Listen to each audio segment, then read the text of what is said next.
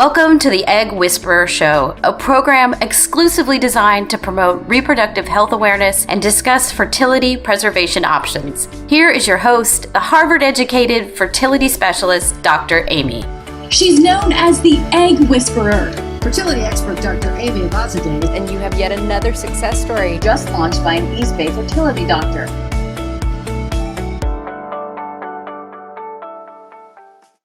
Welcome to the Egg Whisperer Show. I'm so delighted to have fertility coach Rosanne Austin on today. Hi, Rosanne. Hey, Dr. Amy. It's so good to be with you. It is such a pleasure. It's just so great that we have so many patients in common.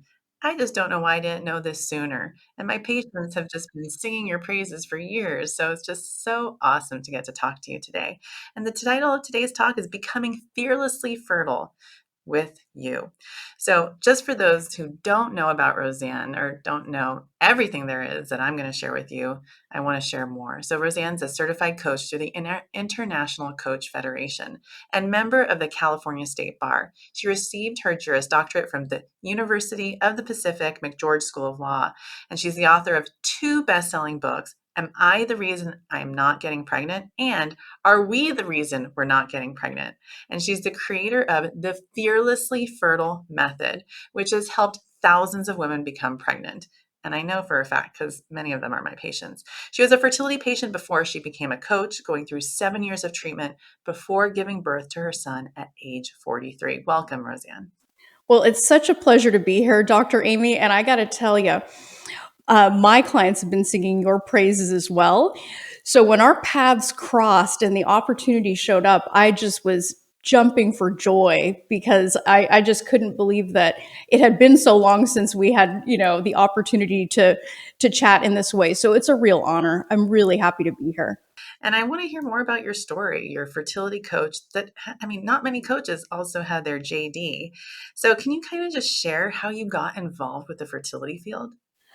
Yes, well, I got involved in the fertility field because I was knee deep in it as a patient. And so while I was a prosecutor in California, I met the love of my life and decided that it was time to really, start the path to my family. I had created a really wonderful career. I was the lead trial attorney in a specialized sexual assault prosecution unit. And I met my husband and things for me, things that I kind of had, it's not that it never crossed my mind to be a mom. It just wasn't a priority at that time in my life. I was really serving my community. I was actually in the San Francisco Bay Area like you are.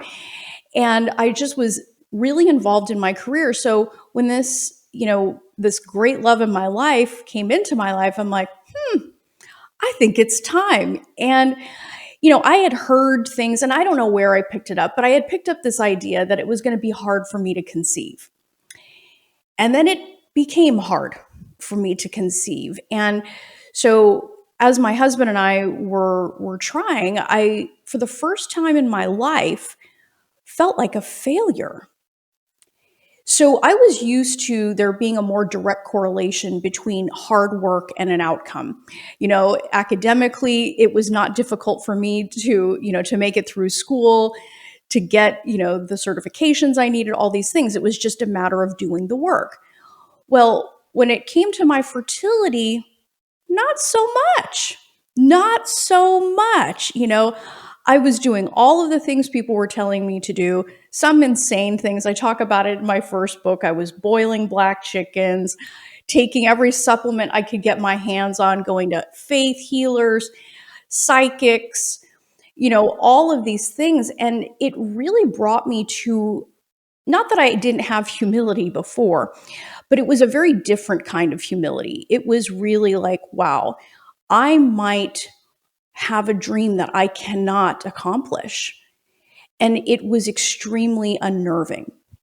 And so as I was being supported by, a really great team of physicians and people that were working really hard for me, what I noticed is they were bringing their A game, but I wasn't. Because quietly in the background, I was expecting to fail.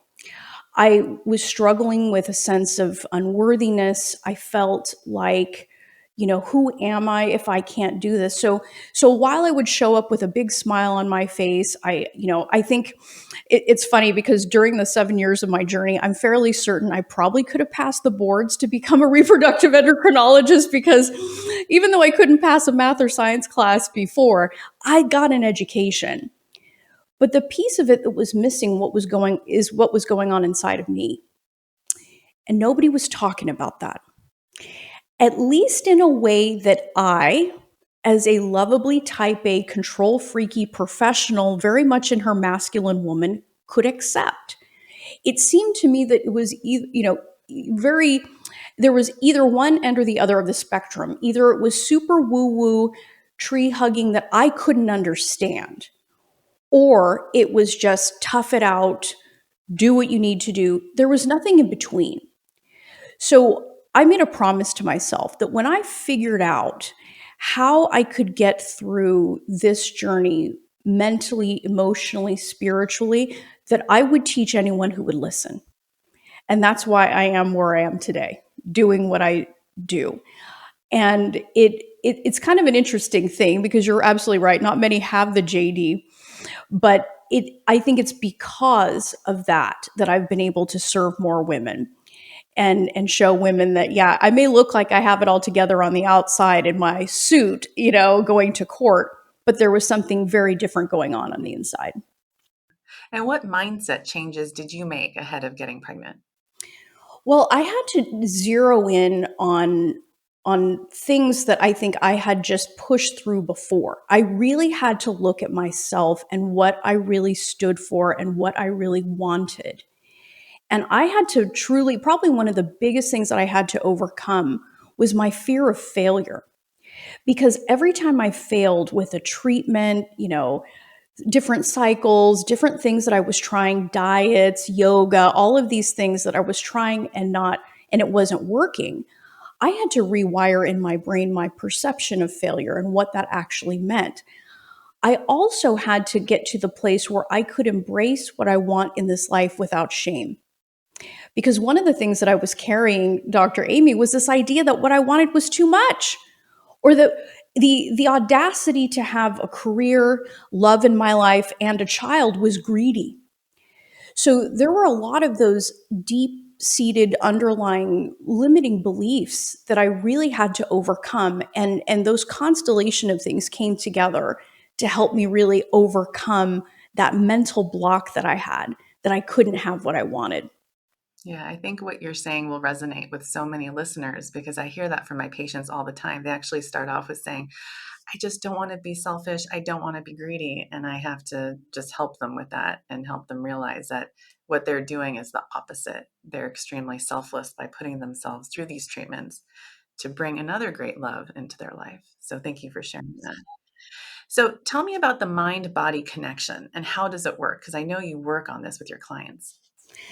Yeah, so one of the things that I noticed in my own life was I was running around believing that this from the neck up was completely separate from what was the neck down. Like we're just running around with these meat suits on.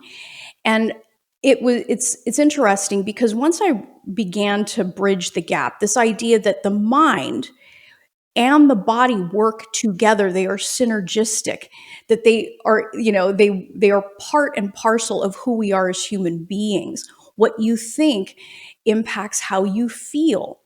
And sometimes we look at the mind body connection as this ethereal thing, but it isn't. If you can see this even in how people, oh, I'm tired. If you say that you're tired, you'll feel tired. But when you start saying, oh, actually I have boundless energy, you start to feel more energetic. So the mind body connection is really a unification of what you're thinking and how you're being. And how we impact outcomes. There's a lot of studies on cancer patients, people in recovery from surgeries, that your attitude really does impact how your body heals and how you're able to behave under those circumstances. And so I imagine that becoming fearlessly fertile is part of that mindset. And I believe in the fertility of every patient that comes to see me, no matter their age or their story, because I just see them as parents. And I imagine that that has a lot to do with what you do as well. Oh, yes. Oh, yes. I mean, I've helped women from ages 28 to 52. And I love that we have that connection, you and I, and that, hey, like age is not relevant to me. It's about being a parent.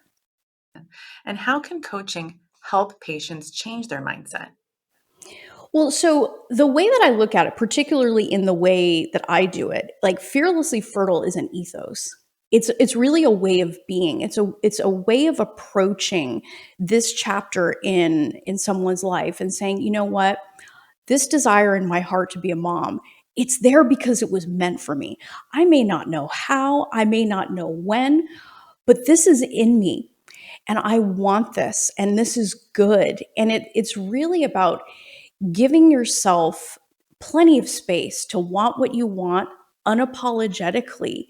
And I find that when people incorporate this type of mindset and break free of the fear, the negativity, the doubt, the shame, the making yourself wrong for what you want, your attitude, not just toward the support you may bring in through fertility treatments, diets, things like that, you're looking at it from a more of a 36,000 foot view. It's more about your end result as opposed to what happens in between. It's really about saying, I know that I want this, I'm going to get this. Not from a place of like, as we said, being greedy, but being really committed to the vision. So that even if you have bumps in the road, twists and turns like there always are on this journey, that you can look at it less like a failure and more as a nudge in the right direction. It completely changes the way that you look. You stop looking at quote unquote failure as opposed to simply, having more information is what I always coach my ladies to think about. Hey, it's just more information. Exactly. They're learning experiences, like 1,000%. So I imagine that many of your clients are just so stressed and they're coming to you with that. And can you kind of just talk me through how you help them through stress and how stress can affect their fertility as well? Yeah. So one of the things that women come to me, they notice that there's a missing piece. Okay, like they're doing the treatments, they're doing the diets, they're doing the yoga, they're doing all kinds of, vaginal steaming and all the crazy stuff we hear about, pineapple cores, things like that. But they realize that there's a part of them that's holding back. There's a part of them that's not like really engaged. They're deeply afraid. So when they come to me, it's all about moving that fear to the side. We acknowledge it because like anytime you're going for a big goal, there's going to be fear. I mean, it's not like when you have a strong mindset, you suddenly have a lobotomy and it never shows up. But it's really about changing the way that people approach the fear. It's yes and. Yes, I am afraid and I'm going for this. So it's really about helping women build resilience because one of the most magical things that I have found, especially with my ladies, because I tend to coach physicians, lawyers, teachers, nurses, engineers, very like accomplished women, is that they find themselves in a place where it's like, dude, all of the stuff that I normally, am doing is just not working. What's wrong with me? And we really go through a process of reawakening the fire within them for what they want and helping them rewire how they look at themselves, how they look at being on this journey, because a lot of people see this as punishment or that they did something like they waited too long, to find the right partner. It's so much about making themselves wrong and we reignite what's right and help them change the way that they look at so many aspects of themselves so that when they do come back into your treatment room, they're way more calm because they're not making themselves wrong. They're a better partner for you in the treatment So it's not like, oh my gosh, trying to read Dr. Amy's mind. They're like, I'm cool. I'm going to let Dr. Amy do her thing. I'm going to do mine. And it just makes it so, because the other thing too, which is really interesting, is I think we all just want to know that we're going to be okay. We all just want to know that we're loved and that we're going to be okay. And so part of that fearlessly fertile process is bringing that home so that you can go and do your treatments in peace. And anytime there's a bump in the road, it doesn't have to mean the worst case scenario. And so that's really how we begin to reduce the stress, reduce the pressure, and sometimes another thing that we find is, work-life balance, really looking at the way people are living. Like, are they giving themselves space to recover? Are they giving themselves enough time, in preparation for an egg retrieval, for a transfer? Are they creating a life that really supports this? And so it's coaching is very different in the sense that it's very prospective. And so we're really looking at preparing people for this, giving them the tools that they need to get through it, and also keeping them focused so that when they do get pregnant, they don't just create another set of worries, that comes after that. And then how is coaching different from, let's say, seeing a therapist? I mean, I like my patients to also talk to a therapist at times, and a lot of times actually, but how is talking to you going to be different than an experience someone might have with their therapist? That's a really good question because coaching and therapy, I think people get confused about what those things are, but I like to look at coaching as being very forward focused. When somebody comes to me, I don't look at them like there's something wrong with them. Not that therapists do, but it's just a very different focus. I focus on what they want. What do they want? What is the experience they want to create as they live this journey? Do they want to live it in fear, doubt, and negativity, or do they want to be calm, confident, and expectant that this is going to work out? If they want those things, they talk to me. And that's what we build. It's very, I don't care so much about their past. What I care about is what they want to do now. I presume that there is nothing wrong with them, that they are creative, resourceful, and whole, and that together we can get them to where they want to go. And how about your role in terms of coaching, not just the female patient, but if there's a sperm provider involved and active in their lives, like a male partner or a female partner, what do you do to help strengthen relationships as you're coaching a client? Oh, that's such a great question. That's actually the topic of my second book is all about relationships. Because as much as this journey is an individual experience, it is very much an experience for the couple. And it's really interesting because sometimes those two things couldn't be more different. The way that somebody experiences something that happens as an individual versus as a couple, because it's almost as if there's two different faces there. And, I've helped couples, that in many different ways, who come together for various reasons and at different times in their lives. And one of the most important things that anyone who's doing this in a couple needs to consider is just take a moment and remember that your partner is a human being. It sounds so basic, but they are having their experience, right? Because one of the things I hear so often is, don't they get that I'm going through all these things? I'm the one that's getting the shots. I'm the one that's doing the crazy diet. And one thing that I always tell them is like, hey, just breathe for a second. Just breathe. They don't know what's going on in your head. Have a conversation. Like one of the most loving things people, that are in couples can do for each other is just take a deep breath and ask each other, hey, how can I be here for you right now? Like if you have no other question to ask and you don't know what else to do, it's just, hey, how can I be here for you right now? I think transparency is the best thing. Look, I'm completely confused. I don't know what to do. I'm feeling a little helpless. How can I be here for you right now?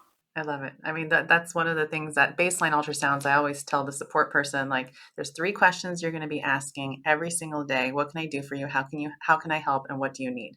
It's really that simple. And they're yes, no, I mean, it doesn't have to be, if you ask enough, someone will come up with some way to help you support them, right? So I appreciate you saying that. So, what do you wish anyone struggling to get pregnant knew right now in today's times and in today's world? I love that question. And I think that the one thing that I would want people to focus on and to know is that you're going to figure this out. You will find a way. And everything looks like chaos in the middle. It looks like failure in the middle of it. But what is coming for you is 10,000 times better than you can ever imagine. And to keep themselves open, because sometimes this baby is going to show up in a way that you hadn't anticipated. Like, even like our best laid plans. I mean, I went through 7 years of treatment. My son decided to come naturally when all seemed lost and when it seemed like, I mean, on paper, things were grim, Dr. Amy. It didn't seem like this was ever going to happen for me. But it was interesting because when you keep your heart open and you stay focused on what you want and you stay open, your mind, and when you condition your mind and you build a strong mindset, you will see opportunity everywhere and you'll drop the judgment and open your heart. And the thing that you want comes like that. And it's not magic, it's mindset. And I agree. I mean, when I have a patient who comes in at 42 and 43 or even 44, 45, I mean, they come in because they have hope in their heart. They're practical, but they're actually still believing that they have a chance. And I have definitely had patients get pregnant unassisted in this, like with years of trying. And it's that belief, that mindset that kept them going, that they just felt like there was still a chance. And obviously, they still have a loving relationship with their partner and they're still trying at home. Because if you are not doing that, and if you don't have that loving relationship, obviously it just wouldn't happen for you. Yeah. Yeah. Well, and I think that only underscores why mindset is so important because you will make choices that are different. You will try things and take more risks when your heart is in a place of expectation and hope. And you have that faith. You're less likely to be like, oh, it's never going to work for me, and you're just open. And I think it's also you approach your team differently. I think the whole treatment team experience is different when it's less adversarial and more collaborative. And I think that sometimes fear can make us feel adversarial as opposed to like, hey, these people are really trying to help me. Like, it makes, I think, the overall experience so much more positive. Yeah. And so if you were to, let's say, give us one thing that someone who is struggling could do, let's say today for themselves, what would that be? Oh, I love this question. This is such a good question, and it has such a powerful answer. Go back to why. Why do you want this? And just take a second, like pull yourself out of your busy day, set 10 minutes on your phone or on your watch, and just sit down and journal for 10 minutes. Why? Why is this important to you? Because I think sometimes we take our why for granted. We don't stop and think. But when you think about and dissect really why you're putting yourself through all of these things, it's because it's 9.5 times out of 10, it's for love. And when you think about that why being so driven by love and wanting to share and wanting to, bring more amazing humans into the world, it's going to change your attitude. You're going to feel more purpose driven than fear driven.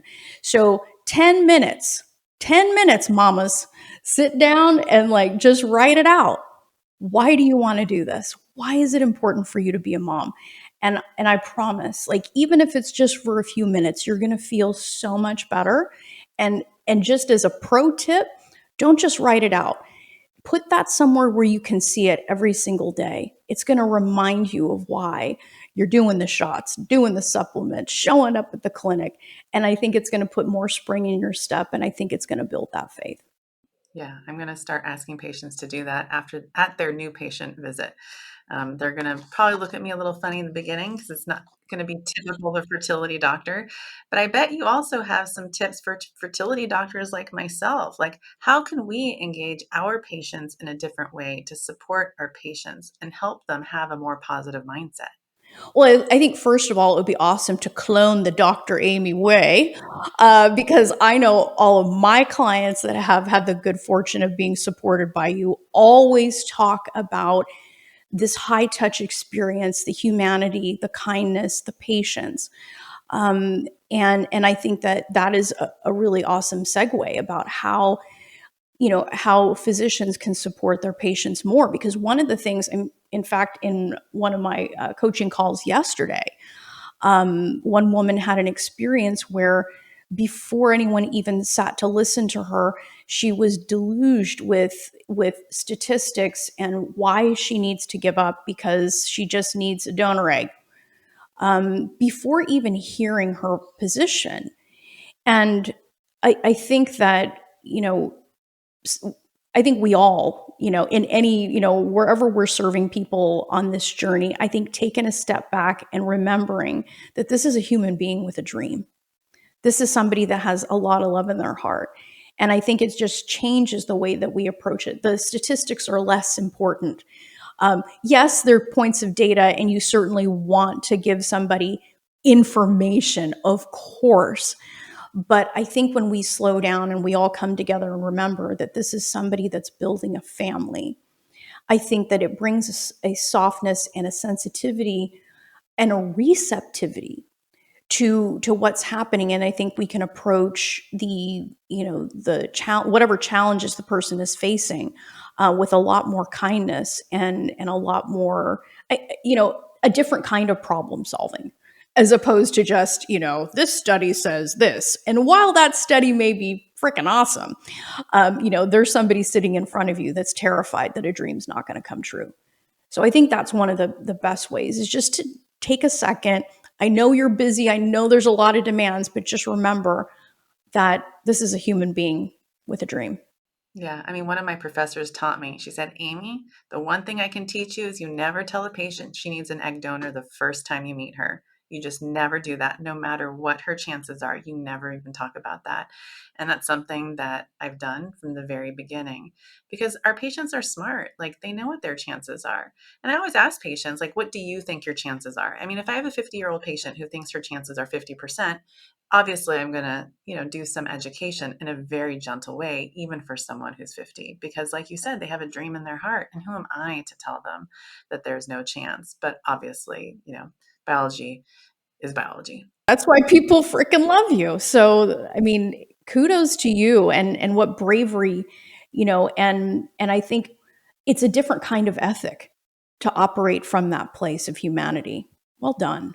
Yeah, I wish I could teach it. I'm trying to figure out a way, some sort of course, in terms of how we communicate with patients so that they feel loved. Because I feel like if you show that love, then patients will love themselves even more, and they will start believing what I believe that they can accomplish.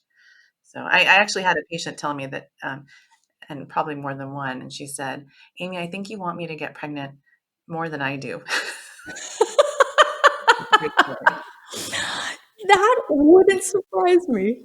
I'm not surprised. Okay. So Roseanne, how can people find you, work with you? I'm sure you are so busy and already have a full schedule, but I know that more of my patients will want to work with you. So tell us about that. Oh, that's super kind, Amy. So I'm super active on Instagram. I'm at Rosanne Austin Fertility on Instagram.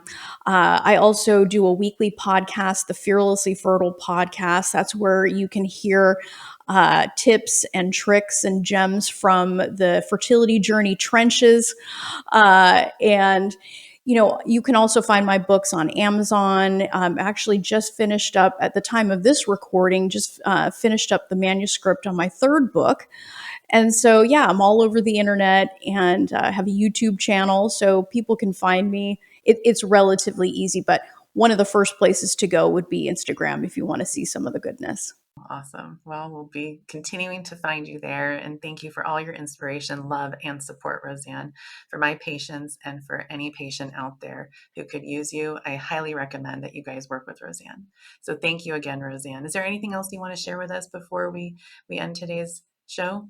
No, I just want to thank you, Dr. Amy. Thank you for all of the work that you're doing in the world. Thank you for your approach to the way that you're doing this work. And it's also super refreshing, to be with somebody that sees the power of the mind-body connection and values that for, your patients. And it's the first part in your team approach. So, so thank you for that. Absolutely. Thank you, Rosanne. Okay, well, we'll hopefully have you back on soon to talk about your third book. Awesome. Okay, thanks, Rosanne. Have a great day. You too.